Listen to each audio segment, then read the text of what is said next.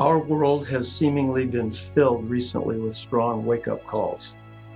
From natural disasters to a deadly pandemic sweeping the globe, to a most pernicious social plague of racism.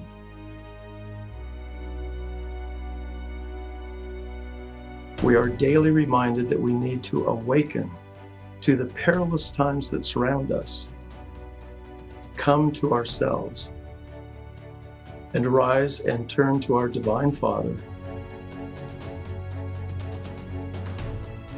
Drawing proper lines to protect both public health and religious exercise in a pandemic is very challenging. And I believe public officials have most often sought to do the right things to protect the public from the virus. But the just powers of government cannot be unlimited because they exist most fundamentally to secure the God-given rights of life and liberty. But of course, liberty also has limits.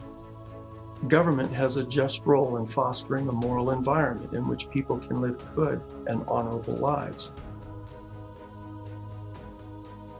No doubt an emergency on the scale of COVID-19 justifies strong measures to protect the public.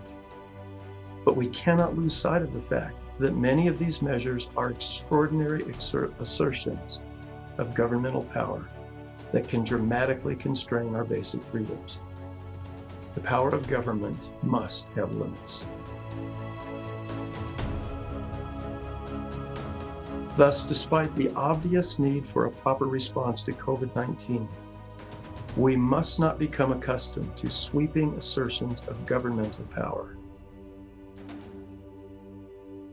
Now, I am not for a moment saying that religious freedom can be unlimited in the middle of a pandemic, nor am I saying that all government officials have disregarded religious rights. Far from it.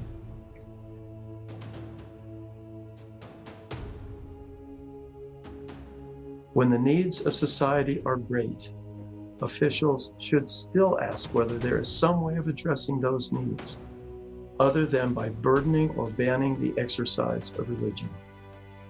With goodwill and a little creativity, ways can almost always be found to fulfill society's needs and the imperative to protect religious freedom.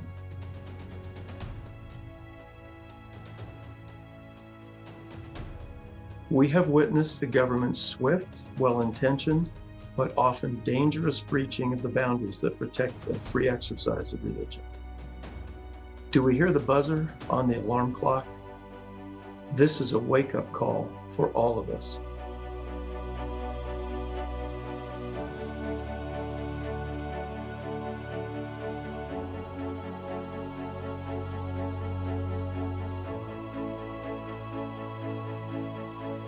While believers in their religious organizations must be good citizens in a time of crisis, we cannot allow government officials to treat the exercise of religion as simply non-essential.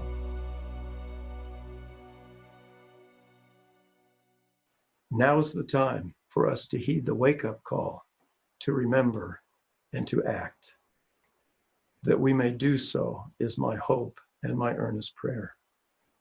I express these thoughts in the name of Him whom I serve, whom I love, and whom I represent, even Jesus Christ. Amen.